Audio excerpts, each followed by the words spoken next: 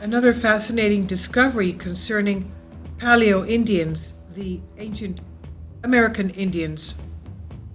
Discovery to rewrite American history because it does not match what we know. New evidence suggests that Native Americans did not come from Japan after analysis of 15,000-year-old teeth. Native Americans believed to have originally come from Japan, Asia around 15,000 years ago.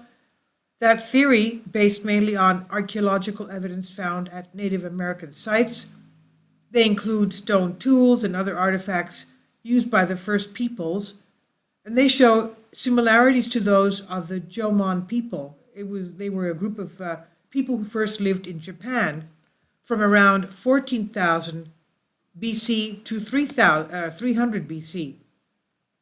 Analysis of their migration across the continent added to the theory. There were suggestions that Native Americans crossed the Bering Land Bridge through Russia, north of Japan, through Russia and into Alaska, until they reached the northwest coast of America. Now, keeping in mind that 14,000 years ago, that was the age of the last ice age, and also right around the fact that we had the comet impact and the end of the Clovis culture at that time. So the migration to the continent, suggesting North Americans crossed that land bridge, Bering Strait, until they reached the northwest coast of North America through Alaska, Canada, and into the United States. But the Bering Land Bridge was not a bridge as we know it. The world was different 15,000 years ago, with much more water locked up in the icy glaciers are today underwater, not only Bering Strait, but also even the Mediterranean, worldwide. Kindly support my Patreon account. The daily posts are 5 videos daily, and they are totally different from what I have on my YouTube channel. Thank you so much for your support and that you find all my content so interesting. You'll find the Patreon account details in the description box below. The Bering Land Bridge was a piece of dry land about as big as Australia, so it was huge, between Siberia and western Alaska, and this made Asia and North America one continuous expansion of land. It stretched 994 miles from north to south and 2,982 miles from east to west. So it was not small. The new findings published in the journal PaleoAmerica have not ruled out that Native Americans still making this journey across the bridge. But the analysis suggests that the first peoples of America did not descend from Japan, or ancient Jomon, as we know, from 14,000 years ago. Their teeth analysis is different. Professor Richard Scott from University of Nevada at Reno and his team of researchers analyzed genetic and skeletal evidence, that is DNA as well. They concluded that the similarity in tools was likely coincidental, as the evidence does not match up. The paper sent to rewrite American Native history analyzed the teeth from Americans, Asians, and Pacific areas, including the Jomon people. Professor Scott said, "We found that the human biology simply does not match up with the archaeological theory." And so what does he mean by that? What exactly did they find? We do not dispute the idea that ancient Americans, Native Americans, arrived via the Northwest Pacific coast, only the theory that they originated with the Jomon people in Japan. And he has a genetic analysis suggesting there's little link between the Jomon people, IK002, and North Americans, and the image that he shows says basal Eastern Eurasians, millions of 24,000 years ago, 8,000 years ago, 2,500 years ago, things like this. Now, he says these people who lived in Japan 15,000 years ago are an unlikely source for the indigenous Americans, meaning the Paleo-Americans. Neither the skeletal biology nor the genetics indicate a correlation between Japan and America. So why is it that Native Americans look Asian then? What happened? Professor Scott and his world-leading team have a theory. They say most likely source of the first people appeared to be from Siberia. Okay, only 7% of the Jaman teeth sampled could be linked to the first peoples. Genetic analysis reports a similar pattern. So Siberia, of course, is closer to the Bering Land Bridge. Okay, so probably that's who crossed over to North America. Co-author Professor Dennis O'Rourke said, this is particularly clear in the distribution of material and paternal lineages which do not overlap between the early Jaman and American populations. So this is based on DNA genetic evidence. This cannot be disputed. He says, plus, recent studies of ancient DNA from Asia reveal that the two peoples split from a common ancestor at a much earlier time. Professor O'Rourke concluded the Jomon population represents, quote, one of the least likely sources for Native American people of any of the North African populations, end quote. The team noted that they should be careful, cautious.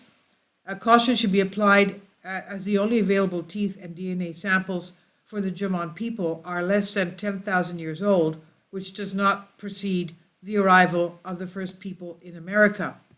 And he says, we assume that they are valid proxies for the incipient Jomon population or the people who made stemmed points in Japan 16 to 15,000 years ago.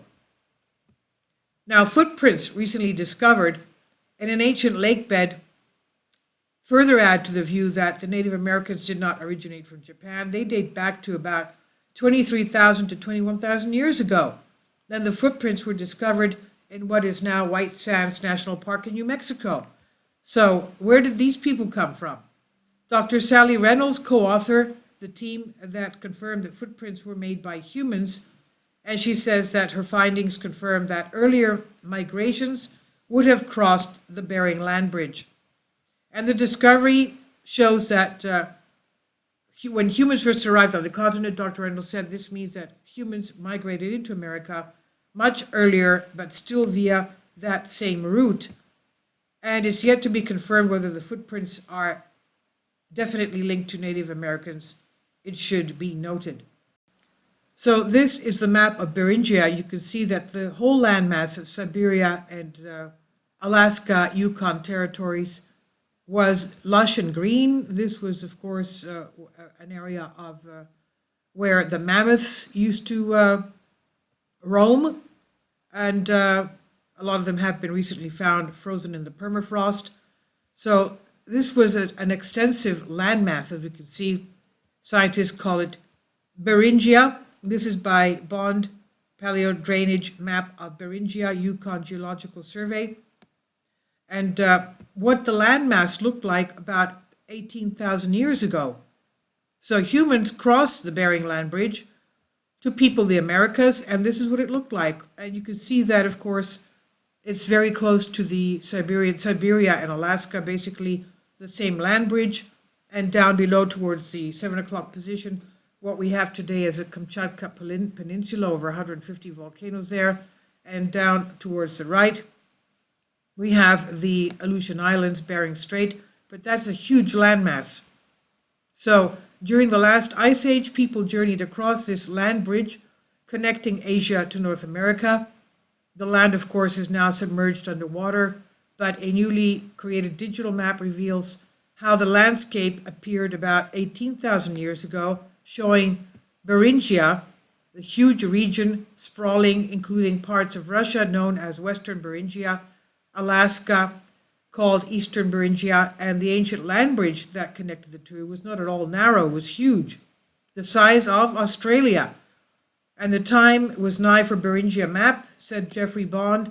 He studies the geology of ice age sediments in the Yukon Geological Survey in Canada, and he mapped this out. Yukon Beringia Interceptive Center. He says 2 new data sets recently became available, helping Bond create the new map. So this is fantastic survey, fantastic. He says, although it's now gone, Beringia land bridge persisted for thousands of years, from about 30,000 years ago to 16,000 years ago. So perhaps those ancient Paleo-Indians footprints that they found in White Sands, New Mexico, that are about 23,000 years old, are from those people. So according to global sea level estimates, a professor, department head of geosciences, University of Massachusetts, who advised Bond on sea level changes and geography, was one of the many scientists who offered to help him with the making of the map, saying the drop at 30,000 years ago was very rapid, with the buildup of ice sheets over North America. So for most of the time, from about 30,000 to 18,000 years ago, the land bridge was nearly 1,000 kilometers, that's 620 miles wide, in the north-south direction. So that's why, in part, Bond chose to portray Beringia at 18,000 years ago. He said, after that, the ice began to recede and the sea levels began to rise. This is according to Live Science, and also according to Express UK, Charlie Pittock.